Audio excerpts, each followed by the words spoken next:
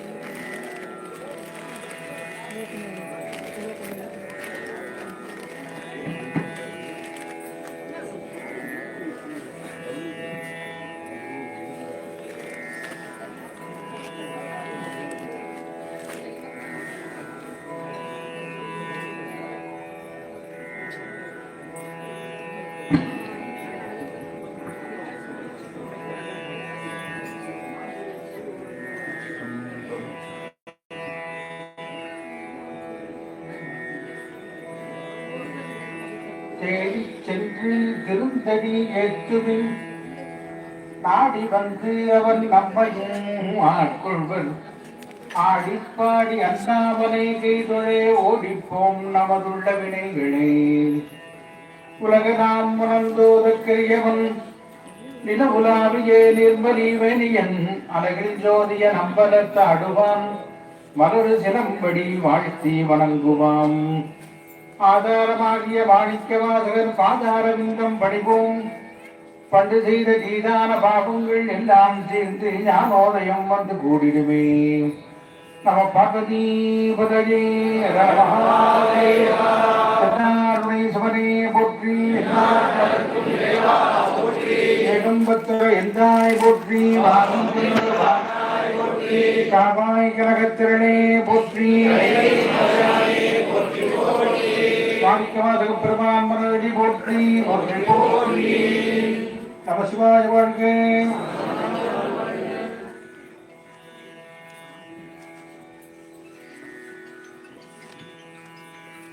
எல்லாம் வல்ல ஞானமே வடிவமாக திகழக்கூடிய பரம்பொருளை திருவிழாலும் நமக்கு தோன்றா துணையாக விளங்கக்கூடிய குருமான துணையாத்துறை திருவிழாலும் இவை சிறந்த முறையிலே அல்வாளிக்கின்ற பசுபதீஸ்வர பெருமானுடைய பேருக்கருணையினாலும் அருமையான ஒரு சிவதீட்சை பெருவிழாவும்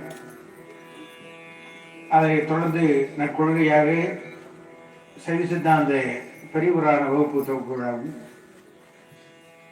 அதுபோன்று சித்த மருத்துவ முகாம் என்ற வகையிலே அந்த மருத்துவ துவக்கத்தையும் சிறந்த முறையிலே இங்கு அருமையாக உட்பெரும் விழாவாக நடத்தி கொண்டிருக்கூடிய நமது நல்லாசிக்குரிய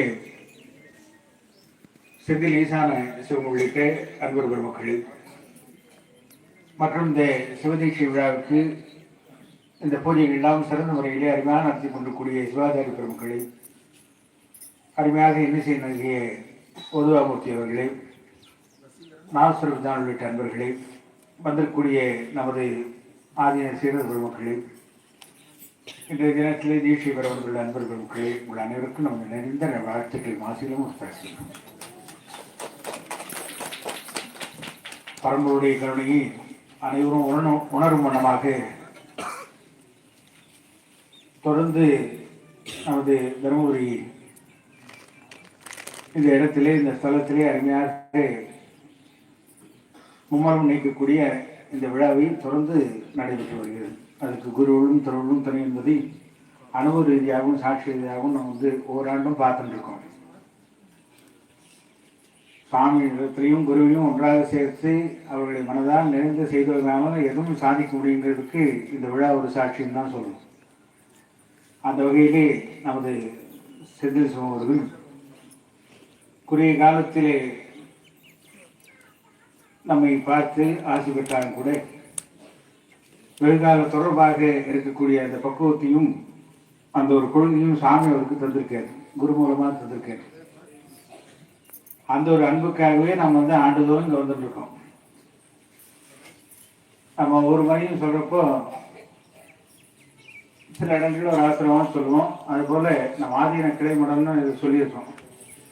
அதுக்கு தகுந்த மாதிரி நம்ம ஆதீனத்திலே அந்த சைவ சித்தாந்த வகுப்பு துவங்குவதாக சென்ற முறை அறிவிச்சு வந்திருந்தோம்.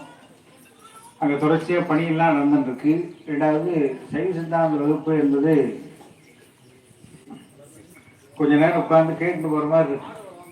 இப்போ அவர்கள் கூட சொன்னாங்க, யூடியூப்பில் பேசுகிறவங்களாம் குரு இல்லைன்னு. அப்படி நம்ம யாரையும் சொல்ல வேண்டாம். இன்றைக்கி எல்லாரும் அருக்குருநாதன் போட்டுக்கிறாங்க, எல்லாரும் தேவகுருன்னு போட்டுக்கிறாங்க. அதுலேருந்தே நம்ம போட வேண்டாம்னு முடிவு பண்ணிக்கிட்டேன். எல்லாரும் போட்டு நீங்களும் கூட போட்டுங்க, தப்பு கிடையாது. குருங்கிற வார்த்தைக்கு அர்த்தம் தெரியாமல் போகக்கூடிய சூழல் அது வினையை தான் காரணம். என்ன யாராக இருந்தாலும் வினையை தாக்குங்கிறது முக்தியே வேண்டாம். அடியார்கள் சொன்னது அவர் வார்த்தையாக சொல்ல அனுபவமாக சொன்னாங்க. அது இன்னைக்கு நடைபெறுதா இல்லையா? எல்லாரும் குரு, நீங்கள் இங்கே கொஞ்ச நேரம் இருக்கலாம், அங்கே கொஞ்ச நேரம் இருக்கலான்னு ரொம்ப சங்கடத்துக்குரிய விஷயம். கட்சி மாதிரி ஆயிடுச்சு. என்ன யார் வேணாலும் கட்சி பண்ணலாம், யார் வேணாலும் தலைவராகலாம், யார் வேணாலும் எப்படி கொள்கை இல்லாத குறிக்கோள் இல்லாத கிட்டேங்கிற மாதிரி இன்னைக்கு சைவம் வந்து நமக்கு ரொம்ப எளிய முறையிலே ரொம்ப கருணாமூர்த்தியினுடைய தன்மையிலே நம்ம சாமி நமக்கு தராரு. சைவத்துக்கு வருவதற்கே பல ஜென்ம புண்ணியம் இருக்கும். அது சைவத்தை பற்றி நிறைய சொல்லலாம், நிறைய இன்னைக்கு பேசுகிறாங்க. அனுபவ ரீதியாக நம்ம சொல்கிறோம். நம்ம திருவாரூர் சன்னிதானம், அடைந்த சன்னிதானம், அவங்களும் நாமும் இதில் ஒரு நிகழ்ச்சியில் ஹைதராபாத்தில் நிகழ்ச்சியில் கலந்து பேசியிருந்தோம். அவங்க அதான் சொன்னாங்க, எங்கள் மடத்து கொள்கை வந்து தீட்சை வழங்குவதுன்னா குறைஞ்சது ஒரு 6 மாதமாவது அவங்க வந்து கேட்டுட்டு இவங்க ஏன் கொடுக்க போகிறாங்கிற நினைக்கக்கூடிய நேரத்தில் நான் கொடுக்குறது வழக்கம். ஏன்னா சைவத்தை பற்றி தெரிஞ்சு தான் உள்ள வரணும், சும்மா எல்லாத்தையும் அப்படி விட்டுறக்கூடாதுங்கிறனால நாங்கள் அப்படி பண்ணிட்டு இருக்கோம். சன்னிதானம் வந்து நீங்கள் கேட்டோம்னா தரீங்க, ஏன் என்ன காரணம்னு கேட்டாங்க. யார்? திருவாரூர் சன்னிதானம் முத்தி அடைஞ்சிட்டாங்க. அவங்க கேட்டாங்க. நம்ம ஒரே வார்த்தை சொன்னோம், அவங்களுக்கு சைவத்துக்கு வரணும், தீட்சை ஏற்றுக்கணும்னு நினைப்பு சாமி கொடுத்துட்றாரு. அந்த வேலை அவரை ஒருத்தர் ஒரு டீம் பிரிச்சுக்கிறாங்கல்ல, இந்த மாதிரி சாமி அவங்களுக்கு அந்த எண்ணத்தை கொடுத்துட்றாரு. நம்ம ஏன் தாமதப்படுத்துவானேன்னு கொடுத்துட்றோம். கொடுத்துட்டு அந்த முழு தன்மையை அவங்க இடையிட்டமைங்கிற இப்படி ஒரு மாற்று கருத்து வச்சுருக்கோன்னு ரொம்ப பிரியப்பட்டாங்க, சந்தோஷம் பண்ணாங்க. அருமையான கோயில் சாமி சொன்ன வார்த்தை, சாமி சொன்ன வார்த்தை இருக்கே தவிர இது நீங்களே சொன்ன மாதிரி இல்லைன்னு சொல்லி சொன்னாங்க. ஆக எதுக்கு சொல்ல வரேன், அந்த இப்பெல்லாம் இப்போ வந்து தெரியல கேஜின்னு குழந்தை இங்கே வச்சுக்க முடியல, அங்கே அனுப்பிச்சிடுறாங்க. அவங்க எத்தனை ஜென்மத்தில் கூட பார்ப்போம், அந்த குழந்தைங்களை வச்சுன்னு போகிற பாடு சொல்ல முடியாது.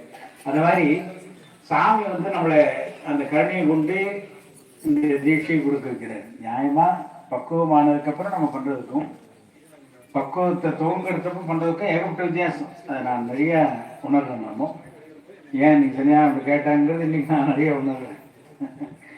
ஆக அந்த கருணையே சில பேர் சோதிக்கிற மாதிரியும், சில பேர் அதை இந்த இப்போ மிஸ்யூஸ்ன்னு சொல்கிறாங்கள, அந்த மாதிரி கொஞ்சம் தெளிவு இல்லாமல் பண்ணிக்கிறதும் கொஞ்சம் வேதனையாக இருக்கு. ஆக சாமி கருணையை நாம் முழுமையாக அனுபவிக்கிறதுக்கு உண்டான ஒரு நல்ல சந்தர்ப்பம் தான் இந்த சைவத்தில் நுழைவது, தீட்சை பெறுவது. பல ஜென்ம பண்ண புண்ணியத்தினுடைய நோக்கமாக தான் இந்த சைவத்தை சார முடியும். அந்த பிறவி பயன் நமக்கு கிடைப்பதற்கு உண்டான பெரும் வழி அந்த தீட்சை பெறுவது தான். ஒவ்வொரு மார்க்கத்திலையும் அந்த தீட்சை பெறுவது வழக்கத்தில் இருந்துருக்கு.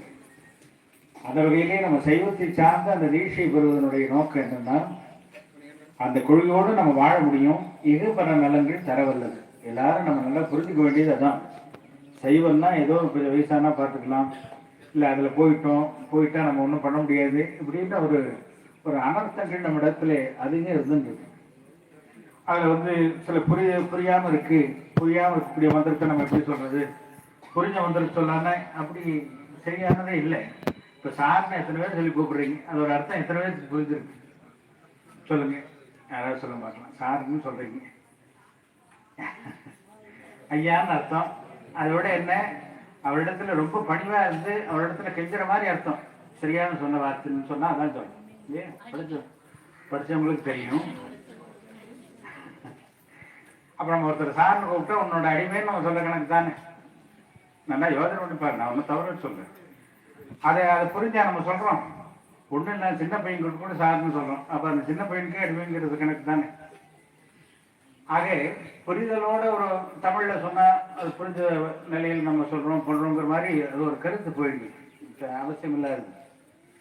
எது எப்படியோ அதை அப்படித்தான் பண்ணணும். அதுதான் குரு அந்த காலத்துல எல்லாம் பார்த்தீங்கன்னா குருவை பார்க்க போகணும்னா கனி வாங்கிட்டு வருது, ஒரு உறவினர் பார்க்க போகணும்னா தின்பண்டங்கள் வாங்கிட்டு வருது, ஒரு வயசானவங்க பார்க்க போனீங்கன்னா இப்படி வாங்கிட்டு வருது இப்படின்னு ஒரு கணக்கு வச்சுருந்தாங்க. என்ன காரணம்? ஒரு நோயாளியை பார்க்க போனால் அப்படின்னு வாங்கிட்டு போகிறதுன்னு கணக்கு இருக்கே இல்லையா? அதுபோன்று நம்ம வழக்கத்தை ஒரு சூழ்நிலைக்காக ஒருத்தர் சொல்லுவாருக்காக மாற்றக்கூடிய நிலை இருக்கு பாருங்க. அதோட பாவம் எதுவுமே கிடையாது. நம்ம அந்த கொள்கைக்கே போகாமல் இருந்தால் கூட முடியாது. ஒருத்தருக்காக நம்ம மாற்றிடுவோ அது சரியா இருக்குமா இது சரியா இருக்குமான்னு அந்த குழப்பத்தில் இருக்காம பாருங்க, அவன் என்னைக்குமே தெளிவே இல்லாமல் போகக்கூடிய சூழல் வருவான். ஆக அதனால தான் அன்னைக்கு திருவாரூர் சன்னியானம் கேட்டது சரிதானோ, அப்போ அந்த பக்குவம் மாணவருக்கப்புறம் நம்ம கொடுக்கலாமோ அப்படிங்கிற எண்ணத்துக்கு கொஞ்சம் சில அதிகாரிகளாக என்ன தள்ள வச்சுட்டாங்க, நினைக்க வச்சுட்டாங்க. ஆக இன்னைக்கு நான் முக்கியமான குழந்தைகள்டாங்க. ஏன்னா தீட்சைங்கிறது என்ன தெரியுமா? குருவும் அந்த சிஷ்யனும் யார் தெரியுமா? அம்மாவும் குழந்தையும் மாதிரி. நாங்கள் எங்கள் மடத்தில் தான் பண்ணிட்டு இருக்கோம். நம்மளை குழந்தைகளாக தான் நம்ம ஏற்றுக்கிறோம். ஆக இந்த பிறவிக்கு அப்பா அம்மா அவர்களுடைய தந்தை தாய், அந்த ஆன்மாவுக்கு தந்தை தாயாக இருந்து அந்த இறைவனத்திலே கொண்டு வந்து சேர்த்தக்கூடிய வேலையாக நாங்கள் ஏற்றுக்கிறோம். அதுக்கு நீங்களாம் செய்ய வேண்டியது அந்த இறைவனுடைய கருணையை முழுமையாக பெறுவதற்கு நம்ம இது போல வகுப்புகள் எல்லாம் கலந்து கொண்டோம். சைவப்பணி என்ன நடக்குதோ அதே போல குருபணிகள் என்னென்ன நடக்குதோ அதில் அனைத்துலையும் கலந்து கொண்டு அந்த வெறியை நீக்கி அந்த தெளிவை நாம் உருவாக்கக்கூடிய நிலையை உருவாக்குறதுக்கு உங்களுக்கு ஒரு சந்தர்ப்பமாக இதை நீங்கள் பயன்படுத்திங்க. ஏன்னா அவர்கள் சொன்னாங்கல்ல, குருவை உணர்ந்து பார்க்கணும். நம்ம அசோக் சிவா வந்திருக்காங்க, அந்த அபுதராஜ் ஒசூர்லேருந்து வந்திருக்காங்க. இந்த ஒரு வாரமாக 4 நாளாக நாங்கள் தொடர்ச்சியாக அவங்க நம்மளோட இருக்காங்க. நம்ம அந்த சென்ற மாதம் திருவிழிமலையிலையும் அங்கே சிறுகுடியிலையும் அந்த ருத்ர யாகம் பண்ணோம். அவர்கள் சொன்னது போல பொன்விழா ஆண்டாக சும்மா பிறந்த நாள் நம்ம என்ன செய்ய போகிறோம்? ஒவ்வொரு நாள் நம்ம ஒவ்வொரு ஆண்டும் சாமி நமக்கு எச்சரிக்கை தராது. வேறு 1 வருஷம் ஆயிடுச்சு, நீ பிறந்து 2 வருஷம் ஆயிடுச்சு, என்னத்தை பண்ணேன், சைவத்துக்கு என்ன பண்ணேன், சாமிக்கு என்ன பண்ணேன், மக்களுக்கு என்ன பண்ணேன்னு கேட்குற மாதிரி தான் எனக்கு கேள்வியாக இருக்கே தவிர பிறந்த நாள் இருந்து போய் கொண்டாடுறது. ஆக 50 வருஷம் ஆச்சு, என்ன பண்ணியிருக்கோம்னா ஏதோ சுவாமி நம்மளை வச்சு ஏதோ பண்ணியிருக்காரு, நம்ம ஒரு கருவியாக இருக்கோம். அதனால ஒரு 12 சிவாலயங்களில் ஒரு நாடாக தொண்டை நாடு, சோழ நாடு, பாண்டிய நாடுன்னு இப்படி ஒரு தலங்களில் பாடல் பெற்ற தலங்களில் இந்த மகாருத்ர யாகம் பண்ணுவதற்கு சாமி உத்தரவு கொடுத்துருக்காரு. அதனுடைய முக்கிய நோக்கம் என்னென்னா அடியார்கள் தெளிவாக இருக்கணும், அவர்களுக்கு ஈவன் நலன்கள் கிடைக்கணும், நாட்டு நலன் தேவை. எல்லாம் உலக நலன்பாங்க, உலகத்தில் நலன்கிறது அப்புறம் பார்க்கலாம். முதல்ல நம்ம வீடு நல்லா இருந்தால் தானே போகிறோம், அப்போ உலகத்தை பார்க்கலாம். முதல்ல நம்ம நாட்டில் நம்ம இந்த மாதிரி ஆன்மீகத்துக்கோ சைவத்துக்கோ வளரக்கூடிய நிலையில் அதுக்கு யாரும் இடையூறு பண்ணாமல் இருக்கக்கூடிய அசுரர்களுக்கெல்லாம் சாமி பார்த்து அவர்களையும் திருத்தணும் தான் கேட்கணும். என்ன சம்மாரம்னா என்ன அர்த்தம்? கொள்றதுன்னு அர்த்தம் இல்லை. ஹரம்னா போக்குவதுன்னா, சம்னா நன்றாக போக்குவது. இதை அவடத்தில் இருக்கக்கூடிய துப்புரத்தை போக்குவதுன்னு தான் பேர். சூரன்மார்னா என்ன அர்த்தம்? சாமி எடுத்தாரு, கத்தி எடுத்தாரு, வேல் எடுத்து குத்தினாரு, வெயில் அப்போ வேல் தான் கிடச்சிது, கத்தி கிடைக்கல, குத்திட்டான்னு கணக்கு இல்லை. சம்மாரம் தான் என்ன அர்த்தம்? அதுக்கு அவர் அவ்வளோ பாடுபடுறாரு. நமக்கு அவருக்கு உண்டான வித்தியாசம் தான். மற்றவர்கள்லாம் சம்மாரன்றது வேற, நம்மிடத்தில் இருக்கக்கூடிய அந்த தேவையில்லாத போக்குவது தான். அதான் கண்டபுராணத்தில் ரொம்ப அருமையாக சொல்லும். சாமி எதிரிக்கு விஸ்வரூப தரிசனம் கொடுத்தாரு. எந்த இதுலையாவது உண்டா? யோகனை விட்டு பாருங்க, நம்ம சைவத்தில் பாருங்க, எதிரிக்கு கொடுக்கக்கூடிய தன்மை பெரிய நல்ல நம்ம சைவம் தான். சூரபத்மன் நிற்கிறான், கடைசியில் 2வது மானியாக நிற்கிறான். அவர் ரொம்ப ஈஸியாக இல்லவா இல்லையா? நம்மளா இருந்தால் அப்படி தான் நிற்பான். அதே ஒன்றும் இல்லாமல் நிற்கிறான். இந்த நேரத்தில் ஓட்ட வேலை முடியும். சாமிக்கு நமக்கு வித்தியாசம் நம்ம புரிஞ்சுக்கணும். ஏன்னா கதையாக கேட்கறது வேறு, கதைங்கிறது வேறு. 2 3 சேர்த்துக்கலாம். கதைன்னா வரலாறுங்கிறது அப்படி அது சேர்க்க முடியாது. எது இருக்கோ அதுதான் சொல்லணும். செல்வித்தாந்த பாடத்திலேயே எது தேவையோ எது முக்கியமோ நம்ம நோக்கமே அதான். அந்த ஆகம் நெறிகள்லையும் நம்ம தமிழ் நெறிகள்லையும் என்ன இருக்கோ அதை சேர்த்து இதுதான் தமிழில் சொல்லியிருந்து உணர்த்துவதற்காகத்தான் செல்வித்தாந்த வகுப்பு நம்ம ஆதீனத்தில் செய்யலாம்னு சொல்லியிருந்தோம். அதுக்குண்டான வேலைகள் நடந்துருக்கு. பொதுவாக வகுப்புகள் எல்லா இடத்துலையும் நடக்குது. ஆனால் சாமி சொன்னது ஆகமங்கள்.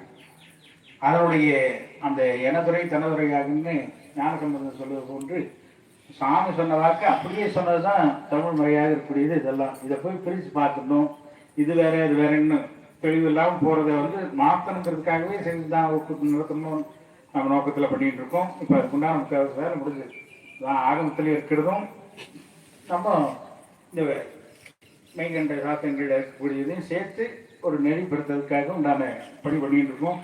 ஆட்சி வர நம்ம இந்த தை மாதத்தில் அதை துவங்கலான்னு இருக்கோம். அந்த நெறிப்படியே இங்கேயும் நடக்கும்னு நான் நம்புகிறேன். ஏன்னா பொதுவாக நடத்துறதுங்கிறது கண்டிப்பாக இன்றைக்கி சில ஆதரவுகள் பண்ணிட்டு இருக்காங்க. ஏதோ அப்படியாவது இன்றைக்கி நடந்துருக்கு. ஆக ஒரு கொடுத்தோம்னா முழுக்க கொடுக்கணும், அவங்களை தெளிவுபடுத்தணுங்கிற நோக்கில் நம்ம படத்தில் அந்த செய்தி தான் இப்போ அப்படி துவங்கலான்னு இருக்கோம். இன்றைக்கி அதுக்கு முன்னாடி நம்ம சொன்னதை நம்ம சீடர் பண்ணியிருக்காரு செஞ்சு. அது போன்று நம்ம தெளிவோடு ஒரு காரியத்தை செய்வது முக்கியம். அந்த மாதிரி சூரபத்மன் நிராயுதபாணியாக நிற்கிறப்ப சாமி என்ன பண்ணாரு, அடையாளம் விட்டேன் நான் வந்து சண்டை கூட வரல, உன்னை தெளிவுபடுத்தணும், நீ நல்லா இருக்கணும், எல்லாரும் நல்லா இருக்கணும்னு தான் இது பண்ணுறோம் அப்படின்னு என்ன பண்ணாரு. அவருக்கு விஸ்வரூபதேசம் காமிச்சாராம். அதே நான் தான் வந்திருக்கேன்னு காமிச்சேன். காமிச்சோன்னா கரெக்டாக விழுந்து வணங்கினா, இறைவா எனக்கு இது போதும், இதை விட என்ன வேணும், உனக்கு என்ன வேணும்னு கேளுன்னு கேட்டேன். யாருக்கிட்ட? எதிரிக்கிட்ட, தன்னை கொல்ல வந்தவங்கிட்ட நின்று உனக்கு என்ன வேணும்னு கேட்டேன். நம்ம கொஞ்சம் யார் அவரை சேர்றோமோ அந்த எண்ணம் வரும்னு சொல்லுவாங்களோ, திருடமாக தான் நினைப்பான். நம்ம அவனுக்கு முன்னாடி வச்சிருக்கோம்னா அதை எடுத்துகிட்டு போகிறான் அப்படிம்பா. அப்படின்னா என்ன இருக்கும், அவன் எடுப்பான்னு இருக்கும். அந்த மாதிரி சாமி அவரோட சேர்ந்ததுனால நமக்கு அந்த எண்ணம் நமக்கு கொஞ்சமாவது வரணும். எது நமக்கு இன்னைக்கு சைவத்திலையும் எதிர்ப்பு தன்மைகள் வருது. இதெல்லாம் வந்து ரொம்ப வேதனைக்குரிய விஷயமா நான் கருதுவேன். அந்த வேதனையை நம்ம குழந்தைகளுக்கு நான் போயிட மாதிரி தான் நான் சொல்லிட்டு விழுத்த வணங்கணும்னா சாமி கேட்டார், உனக்கு என்ன வர வேணும்னு கேட்டார். சூரபத்மன் சொன்னால் எனக்கு எதுவும் வேண்டாம், நீங்களே காட்சி கொடுத்துட்டீங்களே, இதை விட வேற என்ன வேணும்னு கேட்டேன். உடனே அவனுடைய பண்டித்தவன் இந்த அவன் ரொம்ப நாளாக தவறு இருந்த என்ன அரக்க குணங்கிறது அதில் காமிக்கணும், வேற எதுலையும் காமிக்கூடாது. அரக்கர்கள் எது தேவையோ அது கிடைக்கிற வரைக்கும் அதுக்கான வேலையை முழுமையாக பார்ப்பாங்க. ராமாயணத்தில் அதான். அவர் வந்து பெரிய சிவபக்த ராவணன், அவனுக்கு கேடுங்கிறதுனால ஒதுக்கி வச்சு தான் பார்த்தாங்க தவிர அது வரைக்கும் எந்த தவறும் இல்லை. அது போன்று அந்த அரக்கர்கள்னா அந்த தவம் இருப்பாங்க, தனக்கு வேணுங்கிற வரைக்கும் கிடைக்கிற வரைக்கும் அந்த தவசிலிருந்து விட மாட்டாங்க. அது மாதிரி உன்னுடைய தவம் என்ன, என்னுடைய திருவடி அடையணும்னு நான் சர்வசாதாரணமாக அதை கொடுத்துட்டு தான் உனக்கு அர்த்தம் இல்லாமல் போகும். ஆனால் நீ பண்ண தவத்தை நான் வந்து ஏற்றுன்னு தான் வந்து அனுகிரகம் பண்ண வந்தேன் அப்படின்னு சொல்லிட்டு மீண்டும் சாமி அந்த பால் உருவத்துக்கே வந்தார். வந்தோடனே அதுக்கப்புறம் அவன் மறுபடியும் அந்த அரக்க குணத்துக்கே போயிட்டான். சில பேர் கொஞ்சம் நேரம் நம்ம கேட்குற வரைக்கும் கேட்டுருக்கோம்ல, அப்புறம் அந்த பக்கம் போகணும்னு சாப்பிட்டு சரி பார்த்துக்கலாம், நாளைக்கு கூட அது யோஜனை போயிடுவோம்ல. அந்த மாதிரி சூரபத்மன் நிறைய இருக்கும் நம்மலாம். அந்த மாதிரி கொஞ்ச நேரத்தில் அவன் அந்த மாற்றிட்டு இந்த குழந்தை நம்மளை ஏதோ பண்ணிடுது, அன்றைக்கே அன்றைக்கே நினைக்கிற அளவுக்கு நடந்தால் தானே நினைக்க முடியும். இவன் ஏதோ மிஸ்மேஷன் பண்ணிட்டான் நம்மளை அப்படின்னு சொல்லிட்டு அவரை முருகப்பெருமான இது பண்ணுறதை விட யார் கூட்டின்னு வந்தாலும் அவனை பார்த்துக்கலான்னாங்க. இப்போ என் மேலே கோபத்தை வைக்கிறத விட செந்தில் மேலே வச்சா எப்படி இருக்கும், இந்த உதாரணம் புரியுன்னு நினைக்கிறேன். அந்த மாதிரி அந்த தேவர்கள் எல்லாம் தேடி அப்புறம் இது பண்ணால் அப்புறம் செலுத்துறேன். ஆக சாமியுடைய கருணை தாய் சிறந்த தயாவான கேட்கிறோம். ஏன்னா அம்மா தான் வந்து அன்பு காட்டுறதுல அம்மாவோட யாருமே கிடையாது. மொத்தம் தாய் நாடுன்னு சொன்னாங்கன்னு நான் பல இடங்களில் சொல்லியிருக்கேன், பேச்சு கேட்டவங்களுக்கு தெரியும். ஏன்னா தாய் வந்து அவ்வளோ சிறந்தவங்க. சின்ன உதாரணமாக ஒரு கதை சொல்லுவார்கள். ஒரு அம்மா இருந்தாங்க, பையன் தான், அப்பா காலமாயிட்டாங்க, ஒரே பையன் தான், பையனுக்கு கல்யாணம் ஆச்சு. அவனே அவங்களுக்குள்ள இன்னைக்கு நடக்கிறது இல்லவா இல்லையா, அந்த அம்மா வேண்டான்னு அந்த அம்மா சொன்னான். வீட்டுக்கார சொல்கிற கேட்கணுங்கிற முடிவுக்கு வந்தார். அம்மாவை வேண்டாம்னு சொல்லவும் முடியல, இருந்தாலும் அவன் ஒதுக்கி ஆகணும்னு முடிவு பண்ணான். ஒதுக்கி வச்சான். அப்படி இருந்தும் அந்த அம்மா இல்லை என்னத்தான் நினச்சேன், ஏதோ அந்த அம்மா வந்து பார்த்துட்டு போனேன், அதனால் உடம்பு கை காலம் வலிக்கே இருந்தேன் இப்படியெல்லாம் சொல்கிறதுக்கே இருக்குல்ல. அந்த மாதிரி சொன்னான். கடைசியில் என்ன பண்ணான், அவன் பேசாமே இருந்தான். நீ உன் அம்மாவை ஏதோ ஒன்று பண்ணிட்டு வந்தீங்கன்னா தான் நான் இனிமேல் கூட வாழ்வேன்ட்டேன். என்ன ஒன்றா சரி சொல்ல சொல்ல கேட்குறதுன்னு சில பேர் முடிவு பண்ணிட்டு அப்புறம் அதுக்கு மாற்றுக்கிறது அல்லவா. அம்மா ஏதோ ஒரு பண்ணோன்ட்டு கடைசியில் கொல்லவே போயிட்டான். எங்கேயோ கூட்டிட்டு போய் இது பண்ணான். அந்த உனக்கு என்ன வேணும்னு கேட்டான், உங்கள் அம்மாவோட இதயம் வேணும்னு கேட்டேன் அந்த அம்மா. அதே மாதிரி நடந்தது. அந்த இதயத்தை எடுத்துன்னு அப்போ மனைவி சொன்ன கேட்டோன்னு அந்த ஆர்வத்தில் எடுத்துன்னு வரப்போ ஒரு கல் தட்டி விட்டு விழுந்துட்டான். அந்த இதயம் ஒரு பக்கம் இருக்குது, ஒரு பக்கம் கிடக்கு. அப்போ அந்த இதயம் சொல்லிச்சான், பார்த்து போப்பான், இதான் அவன் சொன்னதை பண்ணிக்கிட்டே இல்லை, ஏன் மெதுவாக போகலாம், இல்லை மெதுவாக எடுத்துன்னு போகிறான். அப்போ இந்த ஒரு தாய்க்கே எப்படின்னா, தாய் சிறந்த தயாவான் கட்டணும். தாய் வந்து நமக்கு கருணை காமிக்கிறதுல அவர் போல அன்பு காமிக்கிறதுலையும் அவர் போல நமக்கு பரிவு காமிக்கிறதுலையும் யாருமே கிடையாது. அப்பேற்பட்ட பெருமானுடைய கருணையை பெறக்கூடிய ஒரு பெரிய சந்தர்ப்பம் அது. ஆக நம்ம தீட்சையை பெற்று அந்த மந்திரங்களை மனதார சொல்லி அந்த குருவனுடைய ஆசையோடு நம்ம செய்தோம்னால இந்த கருணை விட என்ன வேணும்? நமக்கு சகலமும் தரவல்லது.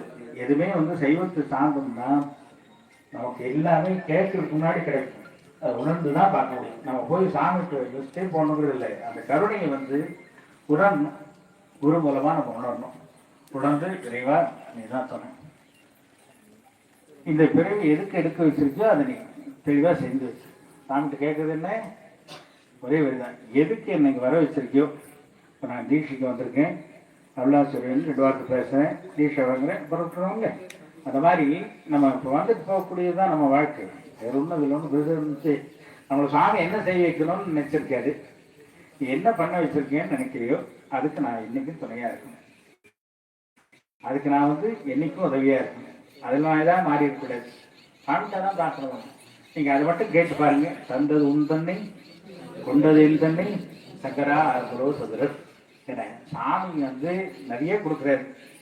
நம்மகிட்ட என்ன வாங்கியிருக்காரு? ஒன்றுமே இல்லை. அப்படி பார்த்தா நான் தான் பெரிய ஆள். மாணிக்க சப்பு தான் சொல்றாரு. என்ன சொல்றாரு? தந்தது உன் தன்னை, கொண்டது என் தன்னை, சங்கரா அருளோ சதுரர்.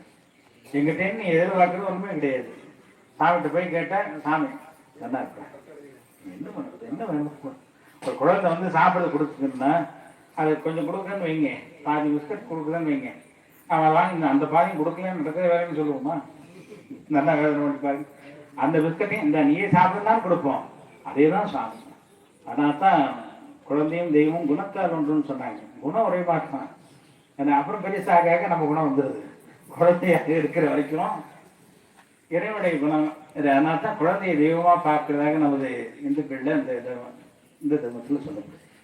ஆக சாமியுடைய கருணை முழுமையாக பெறுவதற்கு ஒரு நல்ல ஒரு ஆப்பர்ச்சுனிட்டியாக இதெல்லாம் பயன்படுத்திக்கணும்.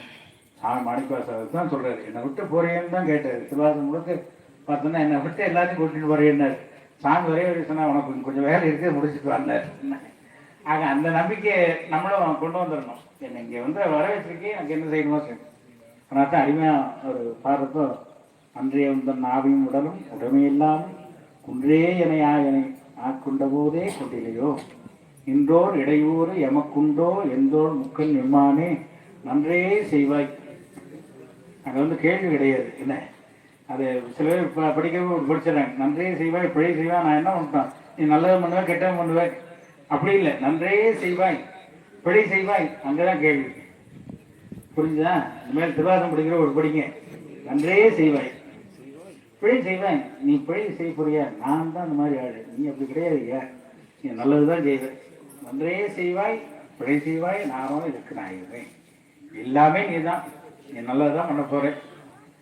நான் ஏதோ புலம்பல், திருப்புலம்பல்னு அதுலயே வருது இல்லை. நான் ஏதோ புலம்பல் கொஞ்சம் நேரம் புலம்பிட்டு போவேன். கேட்டு போய் என்னைய பண்றது? நான் உன்னை விட்ட வேற யாருக்கு போய் புலம்ப முடியும்? உங்கள்கிட்ட தான் புலம்ப முடியும். அப்படி சொன்னாங்க மாணிக்கவாசகர். ஆக அந்த சைவத்தை சார்ந்தும் சொன்ன மாதிரி குரு அமைவது மிகுந்த புண்ணியம், பல ஜென்ம புண்ணியம். அதே போல ஆண்டவன் அமைவது நமக்கு மிகுந்த புண்ணியம். ரெண்டுமே நமக்கு 2 கண்ணு மாதிரி ரொம்ப தீர்க்கதரிசின்னு சொல்றாங்க. அது மாதிரி நல்ல ஒரு கண்களாக சைவம் அமைஞ்சிருக்கு, குரு அமைஞ்சிருக்காரு. அதை எல்லோரும் பயன்படுத்திக் கொள்ள வேண்டும். அந்த அருளை எல்லோரும் பெற வேண்டும். அவர்கள் சொன்னது போன்று படத்தில் நடக்கக்கூடிய ஒரு நிகழ்வுகளையும் கலந்துக்கணும். நம்ம எங்கே வரோமோ அங்கங்கே எல்லாருமே கலந்து, ஏன்னா இப்போ நம்ம செஞ்சுட்டு இருக்கக்கூடிய பணிங்கிறது இது நிரந்தரம் இல்லை. நல்லா புரிஞ்சுங்க. அதுக்குன்னு பணி செய்ய வேண்டாம்னு யாரையும் சொல்ல. நல்லா புரிதல் ரொம்ப முக்கியம். இதை அங்கமாக வச்சுட்டு நம்ம இதை பிரதானமாக பார்த்துக்கணும். இன்னைக்கு பல பேர் அதை சைவத்தை அங்கமாக வச்சுட்டு இதை பிரதானமாக பார்க்குறாங்க. சாமிக்கு பிரார்த்தனை பண்ணி இங்கே பாருங்க, இது வேலை எனக்கு இடையூறாக இருக்குது, இதை செஞ்சால் தான் நான் குறைக்க முடியும், இதுவும் பண்ணோம், ஆனால் சைவத்தை சார்ந்து நான் பண்ணோங்கிற ஒரு பிரார்த்தனை வைங்க. கேட்டதெல்லாம் கொடுக்கக்கூடியவர். வேண்டத்துக்கு அறிவுனி, வேண்ட முழுதும் தருவினி, வேண்டும் பரிசு ஒன்று உண்டு எண்ணில் அதுவும் உந்தன் விருப்பன்று. இதை மட்டும் வேற எதுவுமே வேண்டாம். என்ன அதை மட்டும் எல்லாம் பிரார்த்தனை செய்து நாம் சொல்லக்கூடிய இந்த உபதேச மன்றத்தை அவர்களும் மனதார ஜெபம் பண்ணணும். மந்திரத்தை தான் நம்ம இந்த முன்னகிற மாதிரிலாம் சில பேர் சொல்கிறாங்களே அப்படின்லாம் சொல்லவே கூடாது. மனசில் சொல்லி பாருங்க. அது என்ன ஆகும்? ரெட்டிங் பண்ணா ஆகும். இப்போ நம்ம வாய்த்தனம் சொல்கிறோம்லவா, அதை விட மனசில் சொல்கிறப்போ 2 in 1ங்கிறாங்க மாதிரிங்க. மனதும் ஒருமைப்படுத்தும். என்ன நம்ம இப்போ வெளியில் சொல்கிறப்போ அங்கே என்ன பண்ணுறேன் இது பண்ணுறோம் அப்படின்னு ஜெபம் இருக்கும். நீங்கள் ஒரு தடவை அப்படி சொல்லி பாருங்கள். மனசுலேயே சொல்கிறப்ப என்னாகும், மனம் ஒருங்குபடும். நீங்கள் 10 தடவை பண்ணுறது 50 தடவை பண்ண கணக்கு அந்த பலன் நமக்கு வந்து சேரும். ஆக இந்த ஜபங்கள் சொல்கிறாங்க. அதே போல் மடத்து அந்த புத்தகங்கள்லாம் தராங்க. அது என்ன இருக்கோ அதை எப்படி செய்யுங்க. அதுவும் எல்லா இடங்களையும் சொல்லிகிட்டு இருக்கோம். இன்னொருத்தர் அவங்க அப்படி பண்ணுறாங்க இப்படி பண்ணுறாங்க. நம்ம வந்து விளம்பரமே கிடையாது, நம்ம ஆன்மார்த்தமாக செய்யக்கூடியது. ஒரு ஆன்மார்த்த பூஜையை முடிஞ்ச வரைக்கும் யாரும் பார்க்கக்கூடாதுன்னே சொல்லுது. நம்ம மடத்தில் பார்த்தீங்கன்னா இன்றைக்கி அப்படி தான் வழக்கத்தில் வச்சுருக்கோம். ஆதியத்தில் வருஷத்தில் 2 தடவை அந்த சாமி பூஜை பண்ண அந்த திருமணியை 2 தடவை தான் பார்க்க முடியும். ஆக இன்றைக்கெலாம் சில பேர் அதை ஃபோட்டோ எடுத்து போட்டோம், ஒரு பெரிய ஒரு வீடியோவே அதை அனுப்புகிறாங்க. இன்னமும் அது அதாவது நம்ம பண்ணுறோங்கிறது யாருக்கும் தெரியணுங்கிறது இல்லை. யாருக்கு தெரியணும்? அவருக்கு தெரியணும், நமக்கு தெரியணும். வேறு யாராவது இல்லை, யாராவது சம்மந்தம் இருக்கேன் பார்க்குறவங்களுக்கு யார் பார்த்து என்ன பிரயோஜனம்? பிரயோஜனமே இல்லை. அதான் ஆன்மார்த்த பூஜைன்னு பேர். என்ன நம்ம சாப்பிட்றதே உணவு ஒருத்தர் பார்க்கக்கூடாதுன்னு சொல்லுது. பூஜை எல்லாரும் பார்க்கலாமா? 4 பக்கம் எடுத்து வீடியோ எடுத்து போடுறதுங்கிறது அவசியம் இல்லாத. யாருமே அந்த மாதிரி பூஜைகளும் அப்படி முடிஞ்ச வரைக்கும் பண்ணாத அளவுக்கு இருக்குது. அடியார்கள் பார்த்துக்கலாம். இப்போ 10 பேர் உட்காந்து பண்ணுறாங்கன்னா அதுக்கு நீங்கள் திரை போட்டு உட்காந்து பண்ணுங்கிற சொல்ல. அதோட இது ஏதாவது ஃபோட்டோ எடுத்து போடுறது எல்லாம் பண்ணாதீங்க. அறுபது சில பேர்லாம் பண்ணுறாங்க, சங்கடமாக இருக்குது. ஆன்மார்த்த பூஜைங்கிறது அதான். பரார்த்த பூஜைங்கிறது சாமி அங்கே தான் அவர் 2 இருக்காருல்ல. அப்போ எப்படி பார்க்குறதுன்னு அங்கே போய் பாரு. பசுவதி பிரமாண்டமாக உட்காந்துருக்காரு, நம்மளுக்கு மேலே உட்காந்து ஆசிரமம் பண்ணுறாரு. அந்த மாதிரி பரார்த்த பூஜைன்னா ஆன்மார்த்த பூஜை பண்ணிட்டு பரார்த்தத்தில் போய் தரிசனம் பண்ணணும் தான் நமக்கு சைவங்கள்லாம் சொல்லுது. ஆக இப்போ ஆதினங்களில் பார்த்தீங்கன்னா இந்த ஆன்மார்த்த பூஜை பண்ணிட்டாலும் பரார்த்தம் போய் தரிசனம் பண்ணிக்கணும். நம்ம இடத்துல இப்படி தான் பண்ணிட்டு இருக்கோம். அந்த மாதிரி அதுதான் வழக்கத்தில் இருக்கணுமே தவிர இது பண்ணக்கூடாது. இதெல்லாம் சில மாற்றங்கள் நம்ம அடியார்களும் பண்ணிட்டா நல்லது. ஜபங்களும் அப்படித்தான். நம்ம வந்து பண்ணோங்கிற இன்னொருக்கு தெரிய வேண்டாம், ஆண்டவங்களுக்கு தெரிஞ்சால் போதும். ஆன்மார்த்தமாக பண்ணுறப்ப என்ன ஆகும், நமக்கு தெளிவு கிடைக்கும். தெளிவோடு பண்ணால் அதோட பலன் முழுமை அடையும் இல்லை. அதுக்காக சொல்றேன். ஆக அடுத்த அந்த உபதேசங்கள் கொஞ்ச நேரம் எல்லாம் அமைதியாக இருந்து சிவசிந்தனை பண்ணக்கூடிய நேரம், குரு லிங்கே சங்கம்னு இந்த 3 ஒன்று சேரக்கூடிய இடம் சொர்க்கம் தான், ஆண்டவனுடைய சன்னிதானம் தான். அந்த சன்னிதானத்தில் உட்காந்துருக்கோம். இப்போ நம்ம என்ன விரும்பி கேட்குறோமோ, என்னென்ன மனசில் தெளிவுபடுத்துகிறோமோ, இதை வந்து நமக்கு நிலையாக அமையும் நமக்கு. ஆக இந்த நேரத்தை எல்லோரும் பயன்படுத்திக் கொள்ள வேண்டுமாக உங்கள் அனைவரையும் கேட்டுக்கொண்டு, நம்மளுடைய ஒரு தாரக மந்திரமாக நம்ம அதான் சொல்லியிருக்கோம். நம்ம சிவாழ்வாழ்கள்னு எல்லாருமே சொல்லுங்கள். அதே ஒரு நம்ம ஜெபம் செய்த கணக்கு தான். அதை வந்து இப்போ இங்கே உள்ளவங்க கூட நம்ம சிவாழ்கள்னு அந்த 4 தாழ்வாழ்கள்னு சொன்னாங்க. உங்களுக்கும் சிவரான் தெரியும்னு எனக்கு தெரியும். ஆனால் நமசிவா வாழ்கள்னா நம்ம வந்து நமசிவா வாழ்கள்னே சொல்லி அந்த பகிர்ந்து கொள்ளக்கூடிய இது நம்ம மனத்தில் ஒரு வரவாக வச்சுருக்கோம். அதையும் எல்லோரும் செய்ய வேண்டும். அதே போன்று 12 இடங்களில் நமது அந்த மகாருத்யாகம் செஞ்சுட்டுருக்கோம். இப்போ 2 இடங்கள் முடிஞ்சு அடுத்ததாக திருக்குற்றாலத்துலேயும் காளையார் கோயிலையும் பாண்டிய நாட்டு தளத்தில் இங்கே செய்ய இருக்கோம். அடுத்த மாதம் 11, 12, 9, 10, 11, 12 இந்த 4 நாட்கள் அங்கே செய்கிறதுக்கு ஏற்பாடு செய்திருக்கோம். பிறகு கொங்கு நாட்டில் வேதாரண்யத்தில் இங்கே எல்லாம் செய்கிற மாதிரி மார்கழி மாதத்தில் அந்த ஏற்பாடுலாம் நடந்துருக்கு. தை மாதம் 16ஆம் தேதி அவர்கள் சொன்ன போல ஜனவரி 30 அந்த நாள் மடத்தில் வைத்து இந்த விழா நடைபெறுது. எல்லோரும் நம்ம குழந்தைங்களாம் வந்து தரிசனம் பண்ணி பெருமாளுடைய அருள் பெருமாளை கேட்டுக்கொண்டு இந்த அருமையான ஒரு பணி அவர்கள் ஈசான சந்தேசம் தொழில் செய்ய வேண்டும். அவருக்கு எல்லோரும் ஆண்டவன் துணை இருக்கார், நாங்கள் இருக்கோம். அவ்வளோ என்ன அதை அவரை நல்லா உணர்றாரு, புரிஞ்சுன்னு இருக்கார். நான் சில பேர் கூட இருந்தவங்க கொஞ்சம் புரியாமல் இருந்தாங்க. நான் தான் சொன்னேன், நாங்கள் இருக்கோம், சாமி இருக்கார், நீங்கள் யாரும் புரிஞ்சா என்ன புரியாதுன்னு. புரிஞ்சவங்க தான் கூட இருக்கணும், சும்மா கூட்டம் நமக்கு தேவையில்லை அப்படின்னு சொல்லி சொன்னோம். அதெல்லாம் தெளிவாகிட்டாரு. நானும் முதல்ல அப்படி தான் வச்சுருந்தேன், எல்லாரும் அடையிட்டோன்னு. இப்போ நான் என்ன நினைக்கிறேன், என் கூட வரவும் பின்னாடி வாங்க, வராது நல்லா இருங்க, அங்கேயே இருங்க அப்படின்னு சொல்லிடுறோம். அந்த மாதிரி இங்கே இந்த நடக்கக்கூடிய பயிற்சி அந்த முகாமுக்கும் அது கொண்டு சித்த மருத்துவம் நல்ல இதுதான். ஏன்னா அதான் பாரம்பரியமானது.